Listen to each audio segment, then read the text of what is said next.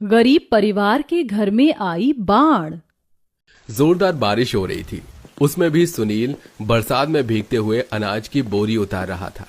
अरे तेरे में दम नहीं है क्या? क्या मर्द बनेगा रे तू? देखियो जरा, तेरे साथ के बाकी मजदूर 50 किलो अनाज की बोरियां एक बार में उठाकर गोदाम में पटक रहे हैं और तू कछुए की तरह ढीला काम कर रहा है। बेटा, आज तो तेरी पगार काट दूंगा। पैसे कटने की बात पर सुनील रोते हुए मालिक के आगे गिड़गिड़ाने लग जाता है। नहीं नहीं सेठ जी, मेरी पगार में से मत काटना। अब जल्दी जल्दी काम करूंगा, पक्का। कुछ देर में वो अनाज की बोरी उतार कर गोदाम में रख देता है। मालिक, मैंने बोरी उतार दी, मेरे पैसे दे दीजिए।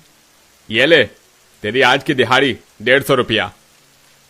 मगर मालिक, अनाज की बोरी उतारने के तो आप 200 रुपए देते हैं ना? अरे ओ लल्लू लाल, करेगा ज्यादा हिसाब किताब है? काम में इतनी ढिलाई करता है तब नहीं बोलता। तुझको 150 ही दूंगा। करना है तो कर, वरना कल से मत आना तू। नहीं नहीं नहीं सेठ जी, तुमने जो दिया है ठीक ही है। आ गया ना लाइन पर, अब चल जा। क्या मस्त मौसम हो रहा है, आज तो घर जाके पकौड़े बनवाऊंगा शोभा से। ऐसा बोलकर मालिक अपनी गाड़ी में बैठकर घर चला जाता है। बाकी के मजदूर भी छाते में घर जाने लगते हैं। तभी सुनील कंपकपाते हुए प्रकाश के पास छाता देखकर मदद मांगता है। प्रकाश भाई, मुझको भी अपनी छतरी में ले लो, आगे मेरे घर तक छोड़ देना। बहुत ठंड लग रही है, बरसात में भीग गया हूं ना। अरे बाबा, नहीं नहीं नहीं, मुझको माफ कर भाई। तेरा घर तो गंगा घाट के पास में बना है और गंगा नदी का पानी तो बारिश से काफी ऊपर तक आ गया है। वहां तो कभी भी बाढ़ आ सकती है। तू खुद चला जा भाई। इतना बोलकर प्रकाश चला जाता है। बारिश में भीगते भीगते सुनील घर आता है, जहां उसकी माँ, बहन और बीवी तीनों झोपड़ी में से पानी फेंक रही थी। चंदा बेटी, देख यहाँ से कितना पानी टपक रहा है। एक बाल्टी लाकर यहाँ चौखट में लगा दे। माँ, अब तो कोई बाल्टी नहीं बची, सब घर में लगी हुई हैं। पता नहीं, आज तो इंद्र देवता सवेरे से ही बरस रहे हैं, एक पल के लिए चैन की सांस नहीं लेने दे रहे। दादी दादी, पिताजी आ गए। तभी सुनील पूरे घर में पानी भरा देखकर चिंता में पड़ जाता है। माँ, आज तो घर में पानी कुछ ज्यादा ही भर गया है। लाओ गौरी, एक बाल्टी मुझको भी दो। अजी, आप तो खुद दिन भर के थके हारे आए हैं, हम कर लेंगे। थोड़ी जमीन सूख जाए तो सबके लिए खाना पीना भी बनाऊंगी। लेकिन सुनील बाल्टी उठाकर पानी बाहर फेंकने लगता है। रामपुर गांव के ज्यादातर लोगों ने कब के पक्के मकान बनवा लिए थे, जबकि सुनील अपने गरीब परिवार को लेकर नदी के किनारे ही एक कच्ची झोपड़ी डालकर मजबूरी में रह रहा था। सर्दी और गर्मी के मौसम में तो नदी के पानी का जलस्तर कम रहता था, लेकिन बरसात के मौसम में बाढ़ की परिस्थिति पैदा हो जाती। लगभग कई घंटों की मूसलाधार बरसात के बाद बारिश रुकती है। जा बहू, देख अनाज बचा है बनाने को, या बरसात में वो भी भीग गया। नहीं माँ जी, मैंने राशन ऊंचे में रख दिया था। मैं सबके लिए रोटी पानी का प्रबंध करती हूँ, सभी को भूख लगी होगी। पूरा परिवार साथ बैठकर रूखा सूखा खाता है। तभी छत में से मिट्टी गिरकर सबकी थाली में आ जाती है, जिस पर दोनों बच्चे रोने लगते हैं। माँ, हमारे खाने में तो मिट्टी पड़ गई, अब हम क्या खाएंगे? माँ, दूसरी रोटी दे दो ना। बच्चों, और रोटी नहीं है, बस यही है। मैं मिट्टी झाड़ देती हूँ, फिर खा लेना। पूरा परिवार दुख में किसी तरह मन मारकर उसी मिट्टी लगी रोटी को खाता है, जबकि अमीर लोग अपने पक्के मकानों में पकौड़े खाते हैं और मॉनसून के सुहावने मौसम की खुशी मनाते हैं। ऐसे ही दिन गुजरते हैं और अब लगातार घर में पानी भरने के चलते घर की कच्ची मिट्टी की बनी दीवारों में सीलन भर गई थी और कच्ची होने लगी थी। भैया, अब हमको अपना घर भी पक्का बनवा लेना चाहिए। देखिए, पूरी की पूरी दीवार कच्ची हो गई है। अब तो छत भी इतनी ज्यादा टपक रही है।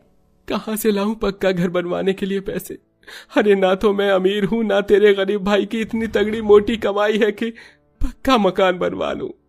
एक यही जगह है जहां अब रह रहे हैं हम। अरे कोई बात नहीं सुनील बेटा, अरे कुछ नहीं होगा। 2-4 महीनों की तो बरसातें हैं, ये टाइम कट जाएगा। ऐसा बोलकर पूरा गरीब परिवार एक दूसरे को हिम्मत देता है, लेकिन हर दिन उन्हें बारिश के कहर का दुख उठाना पड़ता रहा। जहां वो दिन भर पानी साफ करते तो वहीं रात में भी सो नहीं पाते थे। बेचारे गरीब परिवार वालों का दिन रात जैसे बरसात का पानी साफ करने में बीत जाता है। एक दिन गौरी नदी पर पानी भरने आती है तो पानी का जलस्तर काफी ज्यादा बढ़ा देखकर वो डर जाती है। हे भगवान, नदी का पानी तो उफान पर आ गया है, अब हम कहाँ जाएंगे? यही सोचकर पूरा परिवार परेशान होने लगता है और रात में सब बातचीत करते हैं। जी आप कैसे भी करके अपने मालिक से पैसे ले आओ, घर पक्का नहीं हुआ तो हम सबको फिर से दर दर की ठोकर खानी पड़ेगी। ठीक है गौरी, मैं कल मालिक से पैसे मांग कर देखता हूँ। अगले दिन सुनील अपने मालिक के पास आकर पैसे मांगता है। सेठ जी, मुझे पैसों की जरूरत है। मेरा घर बहुत ही कच्चा हो गया है, उसे पक्का करवाना बहुत ज्यादा जरूरी है, वरना मेरे परिवार पर बड़ी दुख मुसीबत पड़ जाएगी।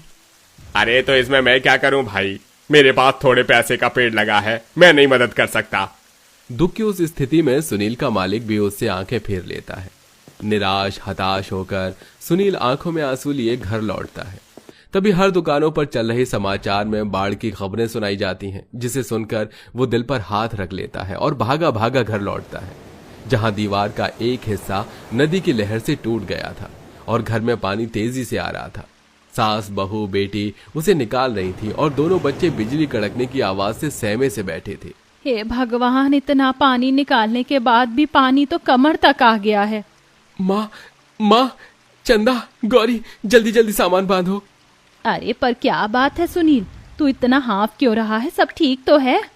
कुछ भी ठीक नहीं है माँ। अभी समाचार में बताया कि गढ़गंगा नदी में बहुत तगड़ी तबाही भारी बाढ़ आई है और हमारी गंगा नदी भी उसी नदी से मिलती है। बाढ़ का पानी किसी भी टाइम आने वाला है। माँ, सामान बांधिए। ये सुनकर सुलोचना व्यथित मन से अपने कच्चे मकान को निहारते हुए कहती है, किसी तरह इस घर में टाइम तो कट रहा था, अब ये जगह जमीन भी छिन जाएगी। कब तक और कहां कहां दर दर भटकाएगा भगवान तू। पूरा परिवार सामान इकट्ठा कर ही रहे थे कि नदी का पानी बाढ़ की लहर में बदलकर घर में तेजी से भर जाता है और घर की एक दीवार टूटकर खाट में पड़े सोमनाथ पर ढह जाती है। माँ, अरे बचाओ बचाओ। तड़पते तड़पते उस बेचारी की चीख बाढ़ की लहरों में समाकर शांत हो जाती है और पूरा परिवार बाढ़ में बहने लगता है। आंखों के सामने पति को खो देने के बाद सुलोचना सुध बुध खो देती है। सुनील के बापू कहाँ चले गए तुम? मुझको भी संग में ले चलते, तुम्हारे बिना मैं जी के क्या करूंगी। माँ जी, ये वक्त धैर्य खोने का नहीं। चलिए माँ जी, ये जमीन बहुत कच्ची है, घर गिर सकता है किसी भी वक्त। जैसे पूरा परिवार घर से थोड़ी दूर आता है, घर बाढ़ में टूट जाता है और कई फीट अंदर तक सुराख हो जाता है, जिसमें बाढ़ का पानी प्रलय की तरह मंडराने लगता है। बाढ़ का ऐसा दहशत भरा नजारा देखकर सभी का दिल दहल जाता है। तभी बाढ़ के तेज लहर में मोहित का हाथ छूट जाता है। बिजली जोर जोर की कड़क रही थी। माँ, पिताजी, मुझको बचाओ बचाओ। हे भगवान, मेरे लाल को बचाओ, रक्षा करो। अजी, मेरे मोहित को बचाओ, अगर उसे कुछ हो गया तो मैं जिंदा नहीं रहूंगी। मैं मोहित को कुछ नहीं होने दूंगा। गौरी, चंदा, आहिस्ता आहिस्ता आगे आओ। सुनील पानी में बहते हुए बढ़ता जाता है। आकाश के पंछी भी बाढ़ के कहर में कोलाहल मचा रहे थे। पेड़ टूट टूट कर गिर रहे थे। बारिश का कहर जैसे संकट बनकर उन गरीबों पर आन पड़ा था। लगातार तूफानों और बारिशों से लड़ते हुए उन सब का शरीर निर्बल हो चुका था। हम में से कोई नहीं बचेगा, हम सब गंगा मैया में मिल जाएंगे बहू, हम नहीं बचेंगे। माँ जी, हिम्मत रखिए, हम बच जाएंगे। तभी एक हवाई जहाज आसमान में उड़ता दिखता है जो उनकी तरफ आ रहा था। घबराइए मत, हम आप सबको बचाने आए हैं। बचाव दल को देखकर गरीब परिवार की टूट चुकी आशा फिर दोबारा जगती है। कुछ देर में हेलीकॉप्टर वाले उन सबको बचाकर उड़ान भरते हैं और सूखी जगह पर आ जाते हैं, जहां उनकी तरह सैकड़ों हजारों गरीब लोग शिविर कैंप में दुख मुसीबत में रह रहे थे, क्योंकि उनके भी घर टूट चुके थे। देखिए, फिलहाल आप लोग खा पीकर आराम कीजिए और किसी बात की चिंता मत कीजिए।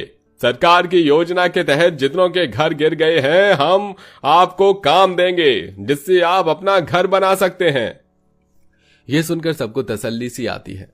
अब सुनील के साथ उसकी बहन और पत्नी दोनों काम करवाती हैं, जिससे वो तीनों थोड़े पैसे में खाते हैं और बाकी की कमाई घर के लिए बचाने लगते हैं, जिससे कुछ महीनों में वो एक छोटा पक्का मकान तैयार कर लेते हैं और हंसी खुशी रहने लगते हैं।